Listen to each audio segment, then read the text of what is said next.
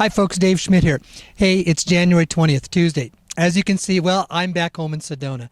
Always nice to be here. I want to say thank you to everybody that attended the workshop in Boston over the weekend. You know, Charla had made this comment and says, "This is the best one yet." But she said that about Cleveland. And then she said that about Orlando. And then she said that about Denver. There is something that is happening, and it's about the quality of the people and the energy that is being generated and the outcome of each one of these workshops. If you could interview, we had around 65 people there in Boston, and if you could interview each of them, you could hear them say that it went beyond their expectations. And what is it?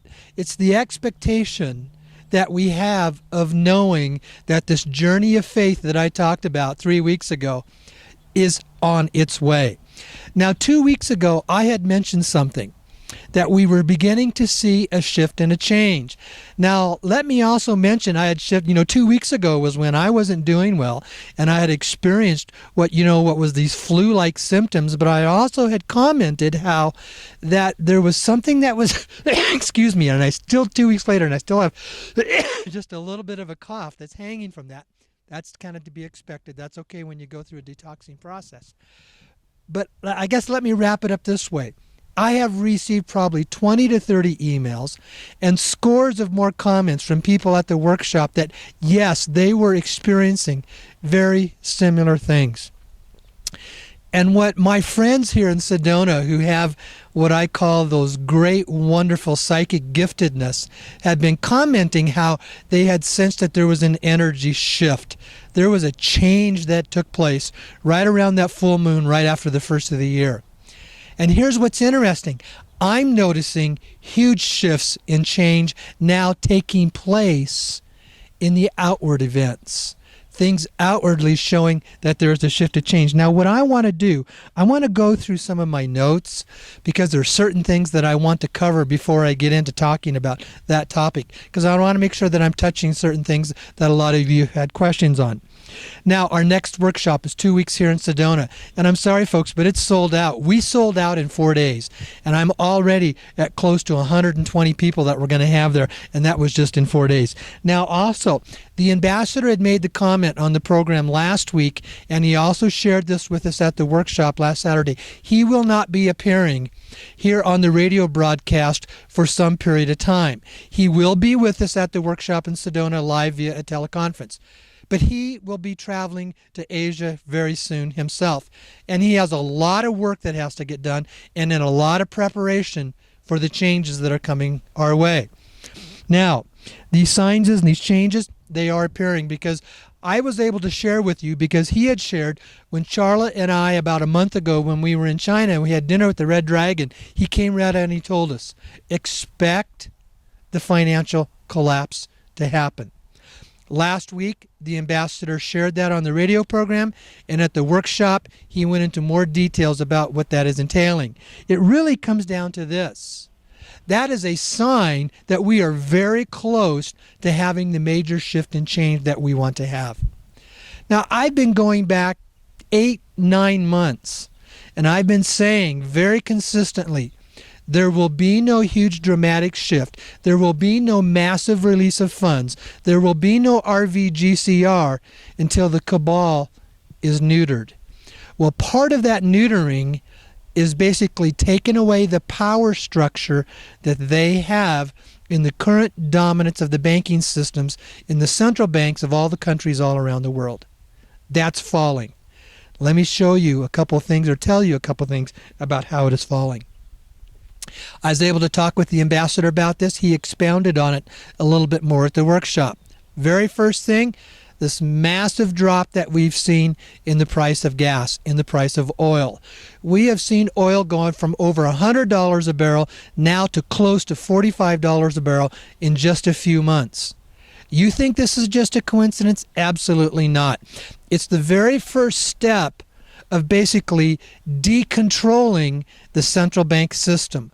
Why? Because, see, the banking system is dependent upon their derivatives. They have close to $700 trillion in these derivatives basically in their banks all around the world, predominantly in the banks in the United States and in Europe. Now, what happens is those derivatives are dependent upon a high price of oil. So what happens is these powerful countries are losing their profits, they're losing their control, and these banks basically will no longer have the money to back up the derivatives because they don't have the revenue and they're dependent upon these $90 to $100 barrel oil prices. When that prices begin to collapse, I think one of the first things we're going to see is we're going to see the collapsing of these derivatives. What we are truly seeing now is a slow step-by-step process of this neutering of the cabal. And with those collapse of the banks will, yes, come a collapse of the global financial system. And what was the next step? Well, the ambassador shared this with us on Saturday, and he came right out and he said it. It's what happened last week when it kind of shocked the financial world, when Switzerland decoupled itself, depegged itself from the euro. Switzerland said, we are no longer going to base ourselves on the euro, and we are going to go to a gold-backed currency system. That is the very first step in this GCR, the global currency reset, moving to asset-backed currencies all around the world. When I talked with the ambassador about it, he says, planned by the family. The family had planned that. It was one of their steps. Because why? Because the whole euro is based upon the strength of the Swiss franc. Without the Swiss franc, the euro basically has no stability in it. It's a fiat-based currency, and it's going to be rapidly on its way to following. Now, this is myself personally. I wouldn't be surprised if we see Germany and France following that course of action fairly soon. Leaving the euro, NATO will collapse, and then we'll find as the European countries will be lining up with the BRICS alliance. They will be moving into the new BRICS banking structure. The IMF is falling apart. The coalition of countries had sent a very clear message to the United States, follow along with allowing a new voting structure within the IMF. The United States has refused to do that.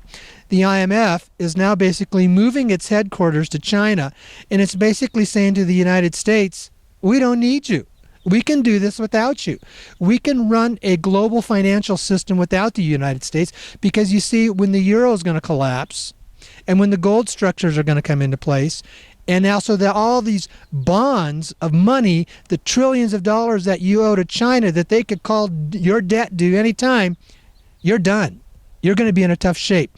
That is the next thing. And then there was one other thing that's also been happening is the United States put these sanctions upon Russia.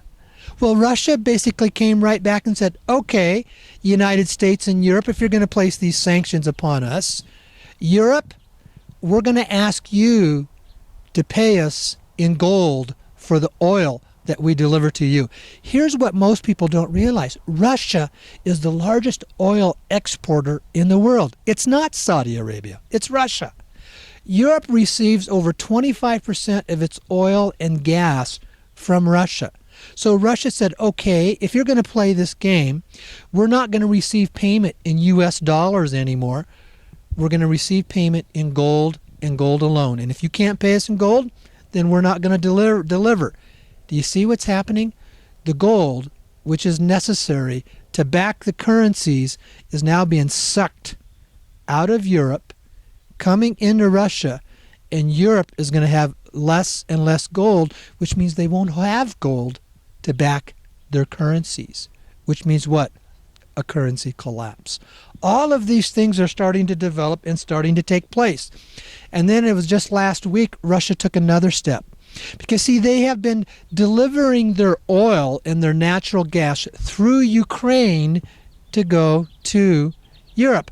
Why do you think this conflict of the United States has been escalating in Ukraine and wanting to have this Ukrainian war against Russia? It's all about the oil that flows through Ukraine and the power that is there. So here's what Russia did. They stopped it because, see, Ukraine was siphoning this oil, siphoning some of it out of the pipelines coming through their country and basically not paying Russia for that. So here's what Russia did. They shut it off. They said, we're now going to deliver our oil through Turkey into Greece, and it's not so much the oil as much as it is the natural gas. Because, see, Europe is dependent upon this natural gas for their heating sources in their cold winters.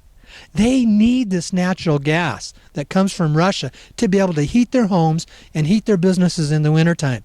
What did Russia just do? Shut it off going through the Ukraine, sent it now. It stops at Greece, and Russia basically told the rest of Europe, if you want this natural gas, you now have to build your pipeline to deliver it from Greece. We're not going to play this game anymore. Can you see the slow steps by steps? It's like, here's what's happening. They are allowing the cabal-controlled Europe and United States to slowly put their own noose around their own neck by the steps that they are taking. Russia is not in a high retaliation. China is not in a high retaliation. They're allowing it to do it to themselves. And here's what's interesting. These reports are now coming out in the mainstream media as well. There are more and more mainstream media reports coming out saying this cannot go on forever. It's going to collapse. It's on its way there. And there was an interesting one that just came out. You know, around the world, the Western world has always tried to portray Iran as this rogue country that the world has to be concerned about. Well, guess what's happening now? The reports are coming out in many other established countries outside of the United States and the Western-controlled media and saying, guess who the rogue country is in the world? It's the United States. It's the United States that they don't trust anymore. Who's creating more wars? Who's manufacturing more weapons? Who's killing more people? Who's putting more economic sanctions on there? Who's creating the conflicts in the Ukraine and in Russia and in Syria and in other places? Who's wanting to create these constant problems? And they're feeding them, and they're basically financing them, and they're bringing in the armaments to create all these constant warring conflicts. And it's a country that is about ready to collapse. Who's escalating all this stuff? It's the United States. And you notice we don't see hardly any of this being reported by our media in our country. It shows you the biasness that is there. And what's going to happen is when this collapse comes, it's going to slip up closely, slowly, unexpectedly upon the people of the United States when the rest of the world is seeing it. It's happening and it's on its way. So the biggest question that most people have, and they asked this again in the workshops, well, what should we do to prepare for the collapse? Well, first of all, it was clearly what the ambassador had to say, and I say it clearly as well. It is not the family's responsibility to basically rescue us. We have to be responsible for ourselves. Do the normal things you would normally do. You can listen to the radio program last week where he gave some financial advice about what to do. He basically also said in the workshop is that, yes, have some water, of what you would normally prepare for a disaster if something happened to you for a couple of weeks. Have water, have food, have some batteries. You may be without electricity for a short period of time. You may see your electrical grid system go down. Your banking system may be in flux for a period of time. Have some cash on hand. Don't be dependent upon your credit cards and your debit cards to be able to do your transactions. You may have to be operating within cash. Have that. If you have surplus funds available, he had recommended be aware and be ready to move them outside of your normal banks, because when the collapse comes, he says, expect very likely there will be what is called the bail-in process, which these banks which have been dependent upon the derivatives are very likely to say, we're ready to collapse and we're now going to come in and take your money. You see, that's why we can't have an RV in a GCR yet, because the cabal is still in control. What would happen if the family released trillions of dollars given to us, we put it into our bank accounts? What would the cabal do? They would collapse the system, they would reach in and they would take those trillions of dollars, and they're back in power. You see, that's why we have not seen anything yet. Now, and another thing that a lot of people ask is, and back to this collapse, how long is it going to take? I don't really know. And even the ambassador said he doesn't really know because there's way too many variables that involved. But it doesn't seem like it's going to be long protracted for maybe 6 months to a year. He did say if you thought 2008 was bad, this is going to end up being far worse. Just get ready for it. Now, what about fundings of projects? obviously, a lot of you are saying, well, can we expect any funds to come from the family for these projects or for ourselves prior to the collapse? I can't give you an answer on that. I don't have an exact answer. And the ambassador himself doesn't have an exact answer. But here's what I can tell you, what is my personal perspective and my personal opinion. No, don't expect it. Why? If they release it beforehand, the cabal will grab it. It needs to, the collapse needs to take place first, and then out of that will come this. Now, we had also had the discussion in the funding of projects that the family has been very adamant, that the Red Dragon told Charla and I directly that they really want to do this. And this is a part of the new incoming administration of the family. What about us as individuals? Well, what we did talk about at the workshop is what is proposed is there will be funds given to you as an individual as well. Stuff you can use for projects, stuff you have for just you, your personal use for whatever it is. You see, we want you to be empowered as well. We want you to be in a position where you're free to be able to cover the passions of your heart, to do the things that you want to do. If you want to quit your jobs, you would have money to be able to quit your jobs. If you want to do some work in helping others, you'll be free to go and do that. It's all about empowering. It's about releasing that energy, empowering energy of love and compassion to be bestowed upon others.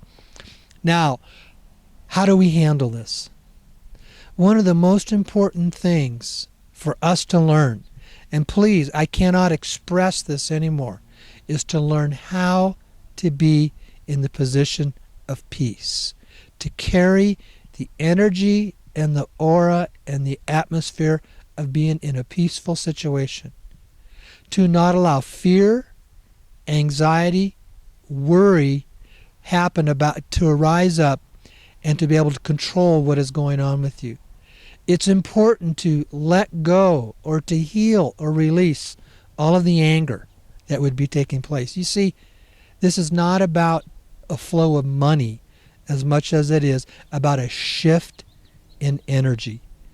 And it's the energy of love, the consciousness of love and compassion and peace that will prevail through all of this. In the family, it's important that we know, and the ambassador expressed this very important over the weekend. It's not their job to be our saviors, to come and rescue us, to be someone who's going to come and deliver us. Because, see, you can have a rescuing situation, and it may change your temporary mental state, but it does not heal the inner core of the issues that are there to be dealt with. It's amazing what happens when all of a sudden people become around money that they've never had before. I've been around nonprofit fundraising for over 30 years. And there's a lot of people that they will say, well, if I had the money. And then all of a sudden I would watch people acquire money and their lives change. And it's not always to the positive. Because why? What it does, it brings up, and this is a term that the ambassador uses, he says it brings up their personal demons. It brings up what I call the old egoic energy that is still there within them from past fears, past dominance, past issues that have not yet been cleared and healed. And one of the things that's happening in how this is taking a lot longer to transpire, it's allowing us to clear and heal a lot of those inner things. See, this releasing of funds through projects and helping others, it's not about what you put on a resume. It's not about how much money you have. It's not about how much you're going to pay it forward. It's not about what you think you're going to do for others. It's all about a shift and change in the energy of love and compassion. And then in that, what the real objective is for all of us is to come to that point where we don't have any attachments, any energetic attachments about the money. And when you've released and healed and let go of all those energetic attachments, you're in a place of freedom. You're in a place of abundance. You're in a place that it can flow through you with the flow of ease. That's the real objective here. That's the objective for all of us. And that's why it's so important that we be able to release ourselves, recognize our fear, recognize the anger, recognize the anxiety, and then know how to process that so that we heal it and it doesn't come back to basically be a dominance within our lives when there's a huge shift in the money that is available. We've all been around circumstances like that.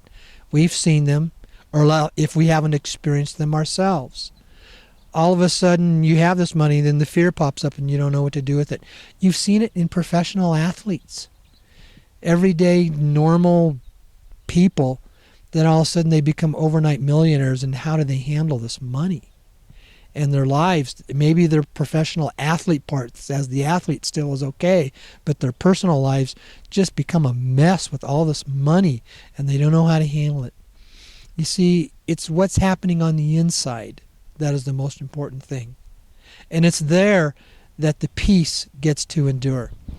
There's another great illustration that comes out of the period of time is when Moses was leading the Israelites in their freedom of their slavery from the Egyptians. When it came just before it was the time to leave, there was the period of what is called the Passover. Because the calamities were coming upon the Egyptians.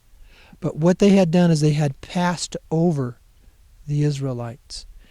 And they were instructed to stay in their homes, stay in the place of peace, stay in the place of comfort, and to wait for the calamity to pass. And that's a great metaphor, because as calamities was happening all around them, destruction was happening all around them, death was happening all around them, they stayed in control.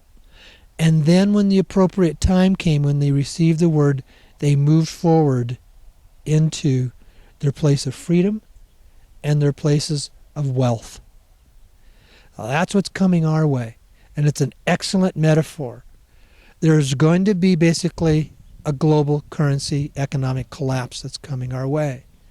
It's important that we stay in the place of peace. Be the people who are in control. Be in the place where we can help others and allow the calamity to pass over, per se. And then realize that we will be stepping into the place of freedom and in wealth. And from there being able to help others through this whole process as well. The family has a great sense of divine timing in the releasing of these funds. And as I'm stepping into this more and more, I'm beginning to see how it's all coming together. It's all starting to develop. The signs are starting to show that all this is going to happen in what I call a divinely coordinated timing process. So be patient with us through all of this. As I said, Charla and I, we have our workshop in 2 weeks, and then 2 days later we go back to China for about 3 weeks. We will be meeting with more members of the family. The ambassador will be there, be meeting with the Red Dragon again, and in those periods of time I will be giving more instructions. And obviously, as long as I am in a place where I can have an internet connection, I'll continue with the radio program. I'll continue to bring you the messages that are there. So I want to thank you all again to join me on the radio program tomorrow night, January 21st. I'm going to discuss more of these issues. Welcome your calls to be coming in. The ambassador will not be with me for the next couple of weeks, if not up to the next 4 to 6 weeks. All depends on his schedule, and we'll know more when we're in China. And looks like 3 weeks. In 3 weeks, the program will be coming from. Let me see. There's this week, next week. No, it looks like in 2 weeks. If I'm correct, the program will be coming once again from in China. So, folks, stay tuned with this. From my perspective, it's like I've been looking at this for 3 to 4 years. I've been talking about this for a year and a half, and it's all starting to come to place. The cabal has to be neutered first, and it's happening. If you know what to look for, it's happening. Thank you very much. Love all of you. Have an absolutely wonderful day today, tomorrow, and the rest of the week. Okay, bye-bye.